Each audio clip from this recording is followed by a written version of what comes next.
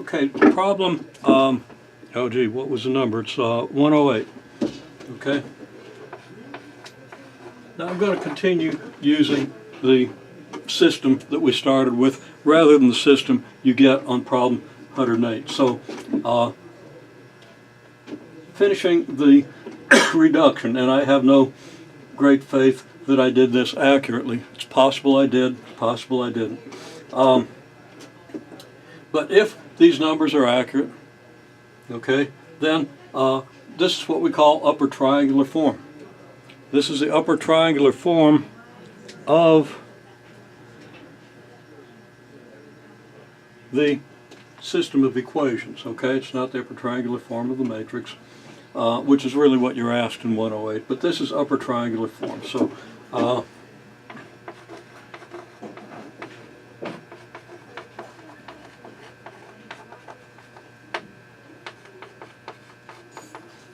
and we really want to understand an upper triangular system before we lock in our understanding of an upper triangular matrix, but the correlation is very straightforward. And as I indicated in the preceding video, if I take this value of z and plug it in here, I can find y. Then if I take this value z and the value I found for y and plug it into this first equation, I can find x, and I have my solution. So just backward substitution. So what do I get? From this equation, I'm going to get y plus z over 5. Now z is 23 halves, z over 5 is then 23 over 10. And that adds up to negative 1. Well, negative 1 is negative 10 tenths, so I'm going to have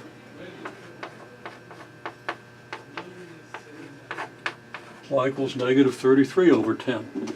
I've said it before, but let me emphasize, you never want to round these off. I won't say never, because there are exceptions to every rule, but I just said never, so I'm going to say it again. Never round these off unless you know you're in a situation where you can get away with it. Terrible, terrible things can happen. Okay, then I've got this y and this z value, so my first equation becomes x plus y over 2, so that's going to be negative 33 over 20, and then z over 4, which is 23 halves times 1/4, so that's 23 over 8, and that should equal 1. And then I'm not going to even, common denominator is 40. So you have what, negative 66, 5 times 23 is 115, negative 66 and 115 is 59. Did I get that right? 1650, yeah. 59 eighths. And then I'm going to have to subtract that from 1, which is 8 eighths. So I think maybe I get x equals 51 eighths. No confidence in that. At this point, I would take these three numbers, plug back in to the original equations, and see if they work. I doubt it, but you can do the same thing I did here and correct any errors I made. Okay, well, that's how we do the upper triangular system. If we reduce the augmented matrix using the same operations, just adding rows to rows, switching rows around, I get what? My original matrix is this. I rearrange this matrix the same way I rearrange these equations, because all I'm doing is lining up the numbers. Okay? So I'm going to have 4, 2, 1, negative 4, negative 8, 16, 2, negative 12, 7, 4, 1, negative 3. Okay, that's going to reduce using the same thing. What did I do? I added twice the first row to the second, or the first equation to the second. I'm going to add twice the first row to the second. That's going to give me exactly the same numbers, and it's going to represent this system completely. So, again, I've written these steps out explicitly, and you should do that. But right now we're just doing a review.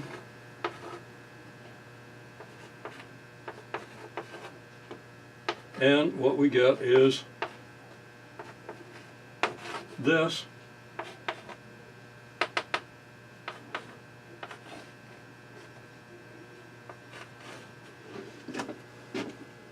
Okay. Then what did I do? I did 1/4 of the first equation. I could do 1/4 of the first row, and I'll get the numbers that I get here.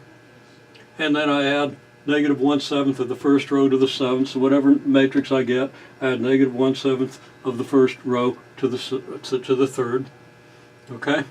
And then I do the operations that are analogous to these. And if I did this correctly, my upper triangular form is 1, 1/2, 1/4, 1. Okay, standing for the equation x plus y over 2 plus z over 4 equals 1. These are the coefficients of x, y, and z. Then 0, 1, 1/5, -1, and finally 0, 0, 1, 23 over 2. So this augmented matrix represents this. Having reduced the matrix, I could then write out this equation without having had to write out all my x's, y's, and z's in the intermediate steps. And I could continue my reduction. Add -1/2 of the second row to the first, I'll get a 0 here. Then add -1/5 of the third row to the second, that'll give me a 0 here. So I'll have a 0 here and a 0 here, and then add whatever multiple of this row adds up and eliminates this number. This number will have changed when I added a multiple of the second row. Now, all that you should be familiar with, and as I've said, being able to solve in this nature, in this manner, is simply a matter of practice, and if you can't do it, it's because you haven't practiced enough. Look up solving systems of equations by elimination on the internet. Look up reducing augmented matrices on the internet. Look up reducing to upper triangular form. You'll have hundreds, thousands of options. Okay? So whether this helps or not, find something that does, and then do a lot of problems. If you didn't do a lot of systems in your algebra, especially Algebra 2 and in pre-calculus. You know, if you didn't do matrices in pre-calculus, so you knew how to do this when you came in, those are expected from your prerequisite courses.